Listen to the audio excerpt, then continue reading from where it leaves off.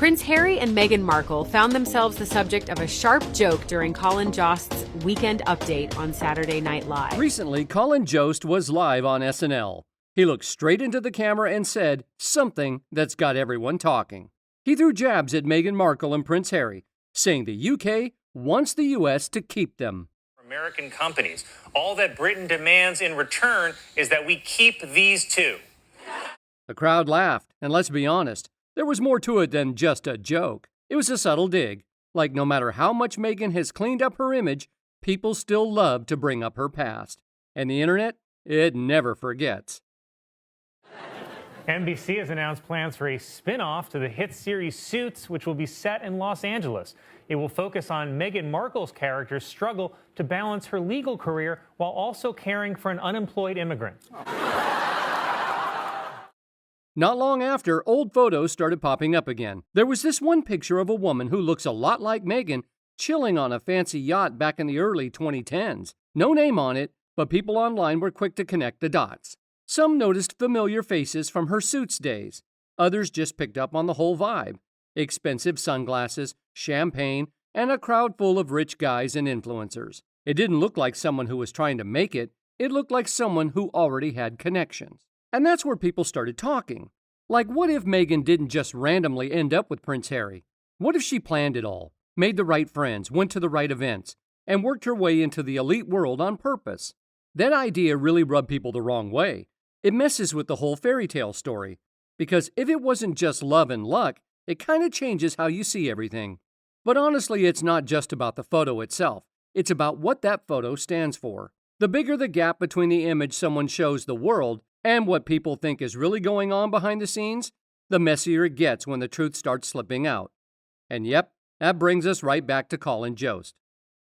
She's still experiencing issues after leaving Meghan's employment. And the way she treated me, she says, of Meghan, can only be described as dehumanizing. She also said, you only hear about the professional positions, but the household staff departures are much higher. Prince Harry and Meghan Markle unexpectedly became the punchline on Saturday Night Live during Mother's Day weekend. In the Weekend Update segment, Colin Jost didn't just hold back, delivering his usual dose of sharp humor alongside Michael Shea.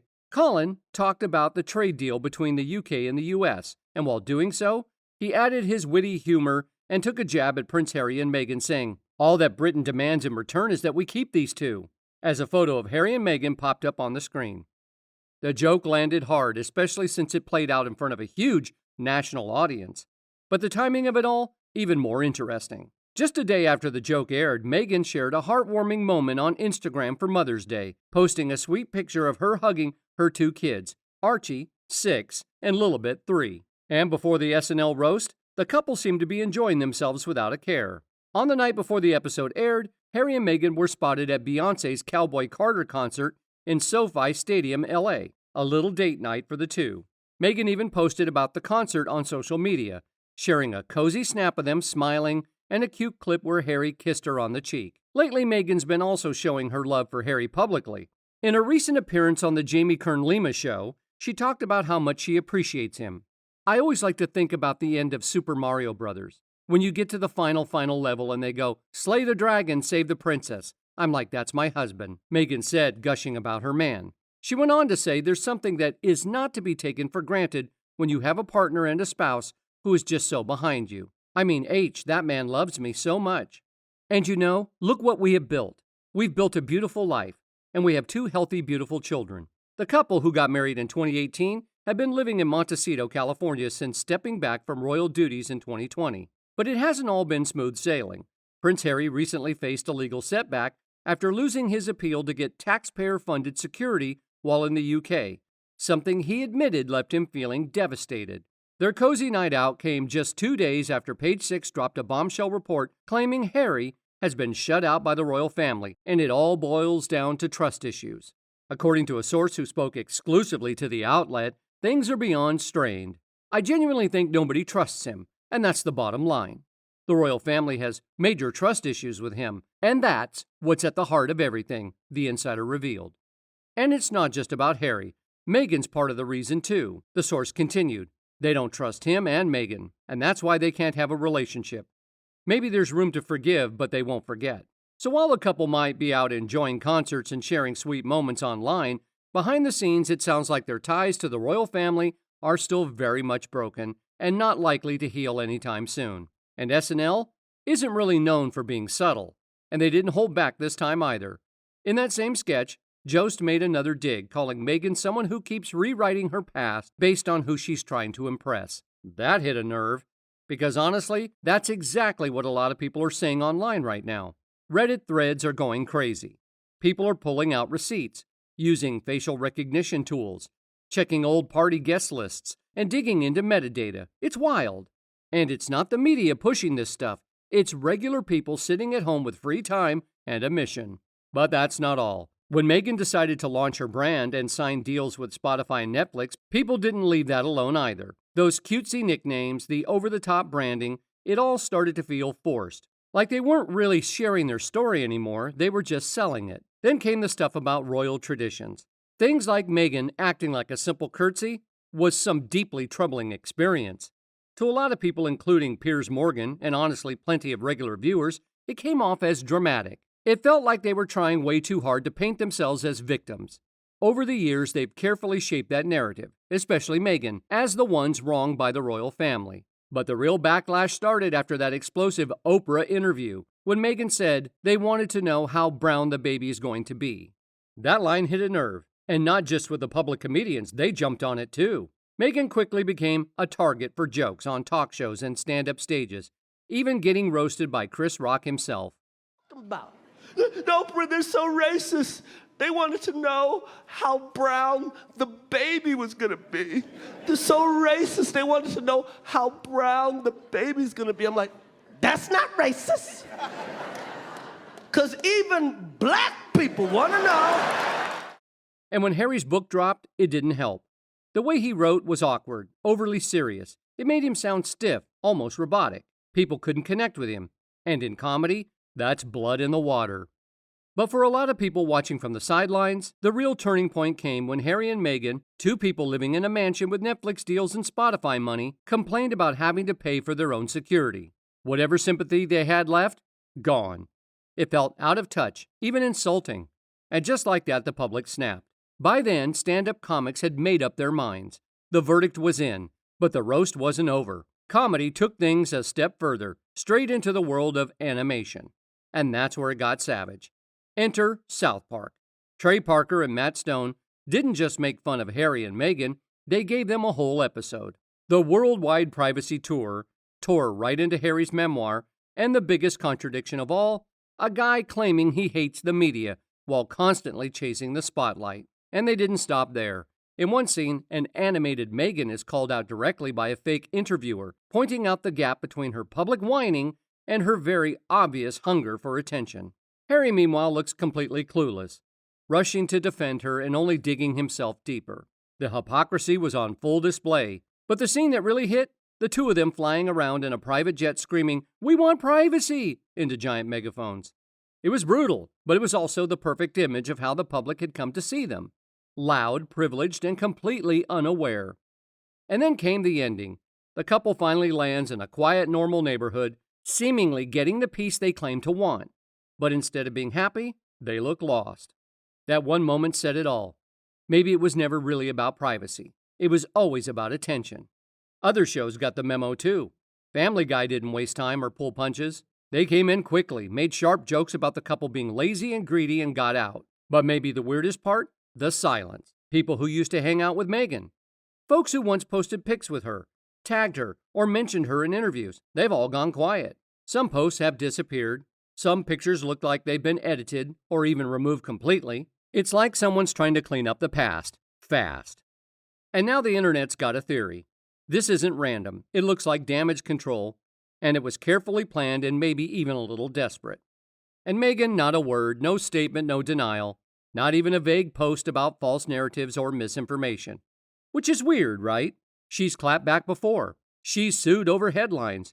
She's spoken up loud and clear when tabloids crossed the line, but this time, nothing. In a world where everyone's always online, silence stands out, a lot.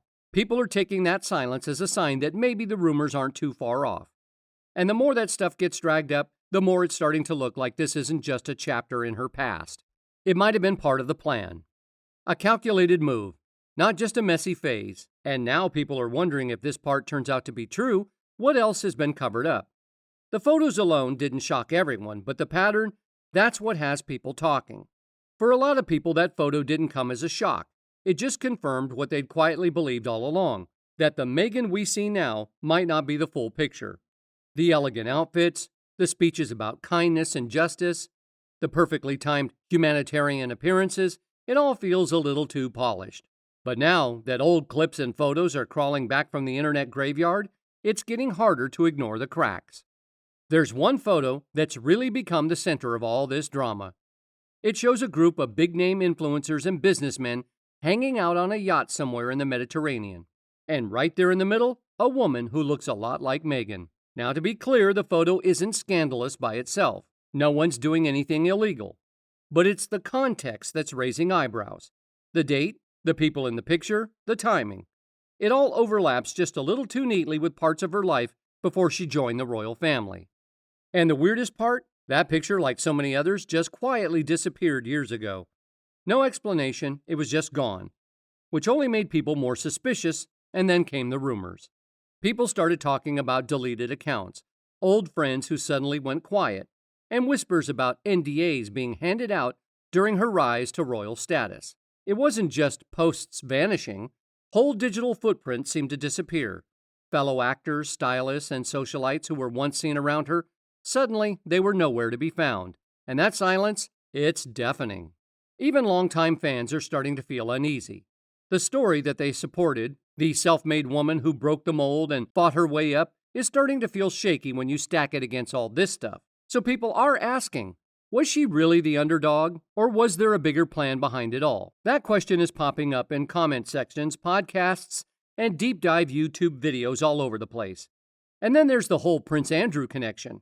It's something that's been floating around conspiracy corners for years, but now it's part of the mainstream conversation. No smoking gun or solid proof, just party pics, familiar faces, and some questionable associations that are now being picked apart like a true crime case. Again, it's not even about hard facts anymore. It's about the pattern. Critics are saying if Meghan stands for truth and accountability like she claims, why go quiet when this stuff comes up? She's gone after tabloids before. She's even taken them to court over headlines. But when it comes to the yacht rumors, radio silence. No statement, no Instagram post, no interview clearing the air, and in a world where transparency is everything, staying silent doesn't look classy. It looks like control. Worst part, the timing couldn't be worse. Just as Meghan's trying to rebrand with new interviews, lifestyle projects, and a carefully put together image, the internet is pulling out the receipts.